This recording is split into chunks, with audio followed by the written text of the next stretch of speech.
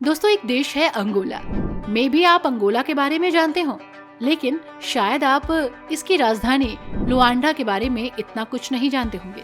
लेकिन आज आपको बहुत कुछ पता चलेगा। इसकी राजधानी जितनी खूबसूरत है, उतनी ही अजीबोगरीब और अनोखी परंपराओं से भरी पड़ी है।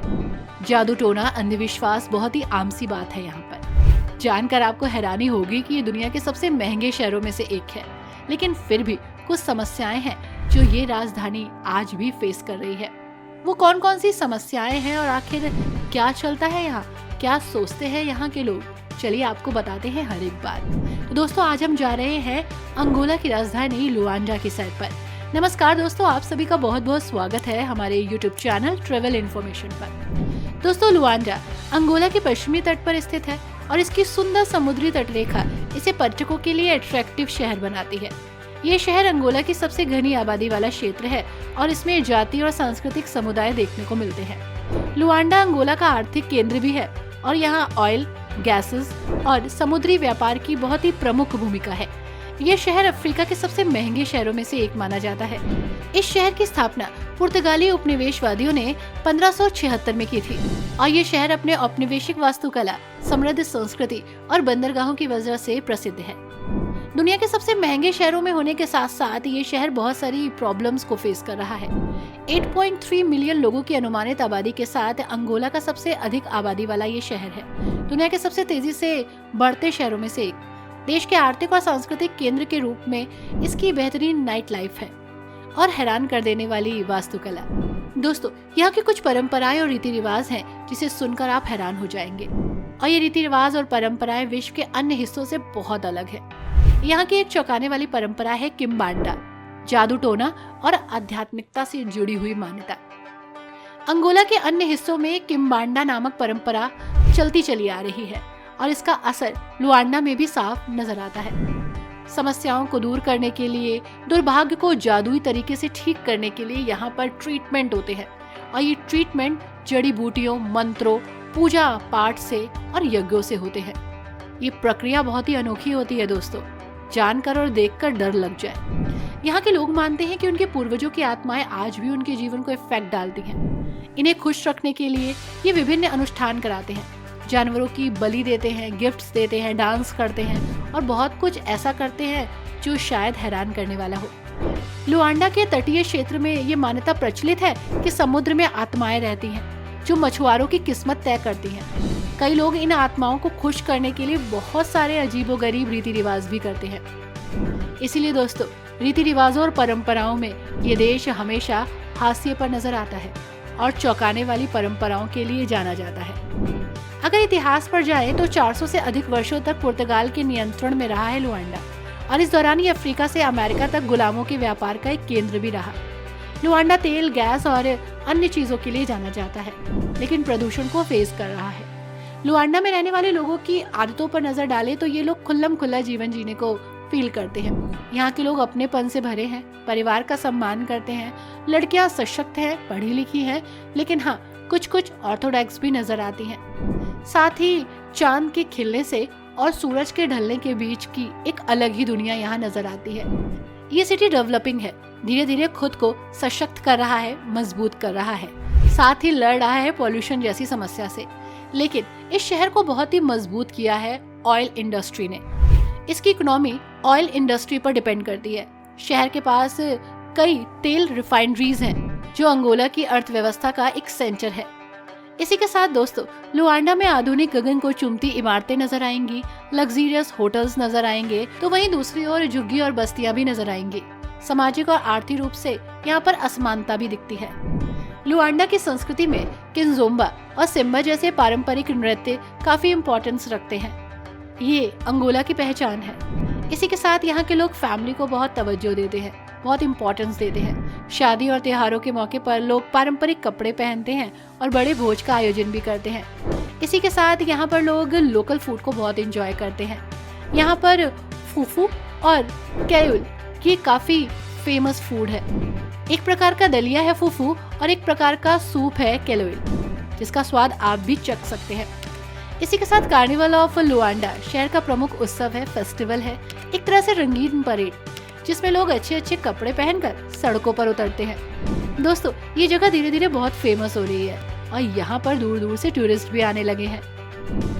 दोस्तों, ये जगह अपनी ऐतिहासिक धरोहर, समुद्री किनारों और बेहतरीन आकर्षणों के लिए जानी जाती है। यहाँ पर है मुसोलो आइलैंड। मुसोलो आइलैंड लुआंडा के पास स्थित एक खूबसूरत आइलैंड है जो अपने सफेद रेत के समुद्र तटों और नीले पानी के लिए फेमस है। ये जगह आपको सुकून देती है और बहुत सारी एक्टिविटीज का मौका भी। परफेक्ट जगह है अगर कुछ शांति भरे पल बिताना चाहते हैं। पर्यटक यहाँ समुद्र किनारे लग्जरियस रिसोर्ट्स और सी फूड को एंजॉय करते हैं। दोस्तों, this is Luanda bay. Luanda की खाड़ी शहर के सबसे खूबसूरत स्थानों में से एक है। ये क्षेत्र शाम के समय सैर के लिए परफेक्ट हो जाता है। यहाँ कई रेस्टोरेंट्स हैं, कैफेज हैं, आधुनिक इमारतें हैं जो लुआंडा के आधुनिक जीवन को दर्शाती हैं। साथ ही इसका सुकून भरा माहौल आपको यहीं ठहरने पर मजबूर कर देता है। अगर आप अपने लव वन के साथ यहाँ आ रहे हैं तो समय जरूर बिताइएगा। ये समय भूल नहीं पाएंगे, इतना प्यारा होगा। दोस्तों, this is Fortaleza de Sao Miguel. ये किला 1576 में पुर्तगालियों द्वारा बनाया गया। अंगोला के औपनिवेशिक इतिहास को दिखाता है। कलाकृतियां, प्राचीन तोपें, अंगोला के स्वतंत्रता संग्राम की कहानी, संघर्ष से जुड़ी यादें देखी जा सकती है। यहाँ पर लुआंडा का सबसे प्रसिद्ध ऐतिहासिक स्थल है ये। सैन्य आदेश के साथ ही साओ मुगुएल का किला इल्हा डे लुआंडा के पुल के पास मोरो दा फोर्टालेजा में स्थित है। 16वीं शताब्दी में लुआंडा में बनाया गया ये पहला किला था। दोस्तों, इसे मिट्टी से बनाया गया था। अब आप जरा सोचिए, इस विशाल किले को किस प्रकार से मिट्टी से बनाया गया होगा। लेकिन इसके बाद 1638 में ताइपा और एनजोब द्वारा इसे दोबारा बनाया गया और 1689 में डी जॉन जी नेन कॉस्टे के नेतृत्व में इसका काम पूरा हुआ। आज ये बेहतरीन जगह है जहाँ पर टूरिस्ट आते हैं। आपको जानकर हैरानी होगी कि इसे इटालियंस ने उस समय सबसे अधिक अपडेट किया था। दोस्तों, इसे बहुत विशेष प्रकार से बनाया गया, जिसकी तारीफ जो आता है वो करता है। दोस्तों, this is national museum of silvery. ये संग्रहालय अंगोला के दास व्यापार के इतिहास को दर्शाता है। ये वही जगह है जहां अफ्रीकी दासों को जहाजों में ले जाने से पहले रखा जाता था। संग्रहालय में ऐतिहासिक दस्तावेज हैं, तस्वीरें हैं, दासों के जीवन से जुड़ी बहुत सारी कहानियां। लुआंडा के मोरो दा क्रूज में स्थित राष्ट्रीय दासना संग्रहालय की स्थापना 1997 में हुई राष्ट्रीय सांस्कृतिक विरासत संस्थान द्वारा, जिसका उद्देश्य अंगोला में दासता के इतिहास को दर्शाना था। हजारों दासों द्वारा सहन की गई यातनाओं की स्मृतियां यहाँ पर हैं। उन्हें यूरोपियन दास व्यापारियों द्वारा उत्तर और दक्षिण अमेरिकी देशों में कॉफी, गन्ना, कपास और नील के बागानों में काम कराया जाता था, वो भी बिना इनकम के, और बहुत सारी यातनाएं भी दी जाती थी। दोस्तों, this is very unique place, बिकोरी राष्ट्रीय उद्यान। बिकोरी नेशनल पार्क हुलिया प्रांत में स्थित है, जो एक बहुत बड़े क्षेत्र में फैला है। लेकिन दुख की बात यह है कि बिकोरी नेशनल पार्क के कई जानवर यहाँ के गृह युद्ध में बच नहीं पाए, लेकिन कई पक्षी प्रजातियां अभी भी आपको यहाँ देखने को मिलेंगी। ये पार्क रेतीली पहाड़ियों और झाड़ियों वाला है और यहाँ पर जलवायु बहुत ही ड्राई है। 1664 में राष्ट्रीय उद्यान के रूप में इसे बनाया गया और ऐतिहासिक रूप से बड़े स्तनधारी जैसे कि ब्लैक बफेलो के लिए ये जगह जानी जाती है। यहाँ पर आपको चीता भी देखने को मिलेगा। This is museum national de anthropology या national museum of anthropology. Luanda में एक राष्ट्रीय संग्रहालय है जो मानव शास्त्रीय अवशेषों को प्रदर्शित करता है। निश्चित रूप से लोगों के बारे में जानने के लिए आप यहाँ आ सकते हैं। संग्रहालय की स्थापना 13 नवंबर को 1976 में हुई और इसका उद्देश्य अंगोलन संस्कृति की रक्षा करना रहा। प्रतिष्ठान में 2 मंजिलें हैं जिसमें 14 कमरे हैं। 6000 मूल वस्तुएं रखी हैं। गोइसन समाज की छवि मिलेगी।